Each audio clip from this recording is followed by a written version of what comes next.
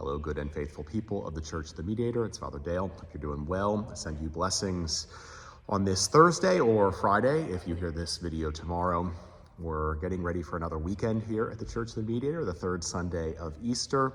And we have baptisms, 4 baptisms at the 1 p.m. Santa Misa, which is really exciting for us.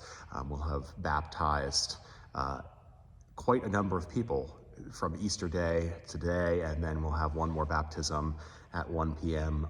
Early in June before the bishop comes on Pentecost, which is June 6th this year, to celebrate with us and to do confirmations, to administer confirmation. I'm sitting here this afternoon in front of our altar, which is currently clothed with the beautiful new white frontal, altar frontal and super frontal that we have, and that's part of our new set of white vestments, and I'm going to talk about that in a moment.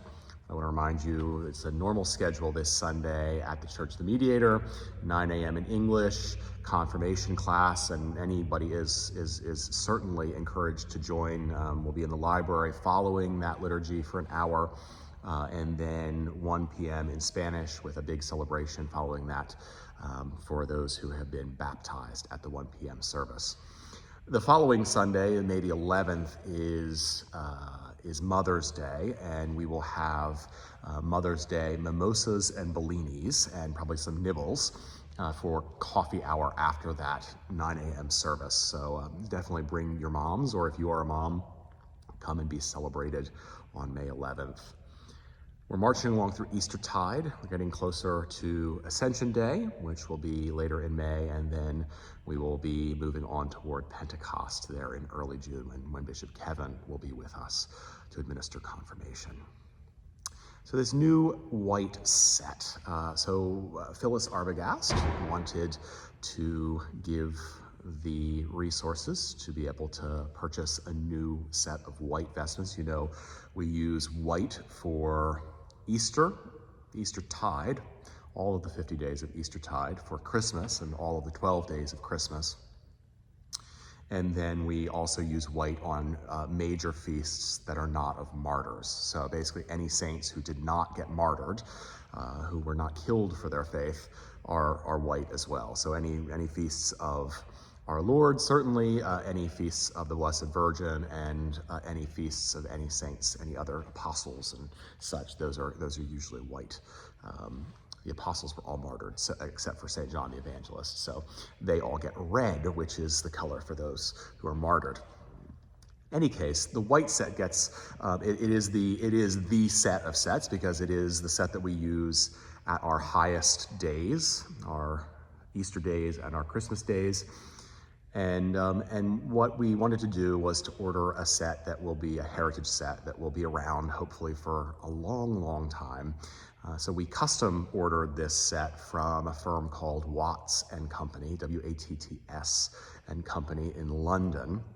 They are kind of known as the gold standard of vestments in the world, and they do gorgeous work. They do a lot of embroidery as well, but we did not have an embroidered set, and we wanted something that would be traditional and in its own way, but also would work well in our contemporary space, right? Our space is a 1957 space. It has some kind of traditional-ism to it, but it's also not an old Gothic building or a Gothic revival building. We wanted something that would do well in that. And so as a result, we chose to go with white silk dupioni as the background of the vestment set, the white part of the vestment set. And Phyllis specifically requested that we would somehow bring in purple, because that's her favorite color. As a result, what we chose to do was to go for the orphreys. That's the contrasting panels, O-R-P-H-R-Y-S, orphreys, on the frontal and the superfrontal, which is called interchanged. You see where there's a column orphrey, and then above it on the superfrontal is a band of that damask. This is what's called Compeer Strawberry. Compeer was a designer in the late 19th century who worked with Watts as well as some other firms, and was one of those who would, for example, pull from paintings from the Renaissance and from the Middle Ages, and would reproduce fabric. So this Compier strawberry is a reproduction of a fabric that Compier saw in one of those paintings, those medieval paintings. And as you notice, it has purple flowers woven throughout. And Watts has set that so that the purple flowers are always in the center of the orphreys. You'll notice that on the pulpit hanging, as well as on the Bible markers that are on the lectern, and then also on the chasuble, the poncho that I wear as presider, the presiding priest in the assembly.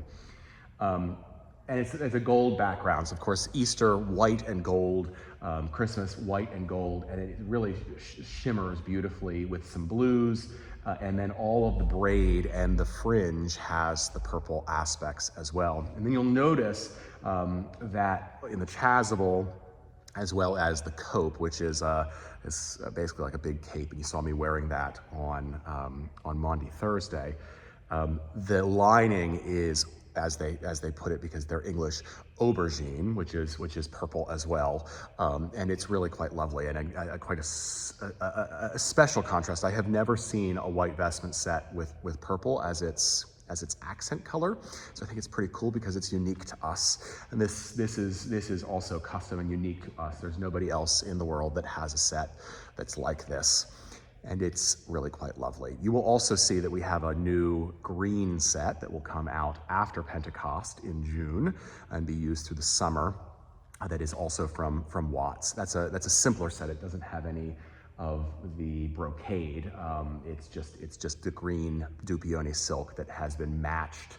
We got a bunch of swatches and actually matched the green to the marble of the altar, because there's not a frontal for that set. You'll see the altar during the summer, and then some gold braid, which is quite lovely. It's simple but noble and beautiful. So this is a new addition to our worship and the beautification of our worship space for our most important days. And I hope that it has been something that you have felt inspired by as you see it. I'm very, very pleased. I was in tears when this came a few months ago and arrived from London, and we opened it up for the first time and saw how beautiful it is.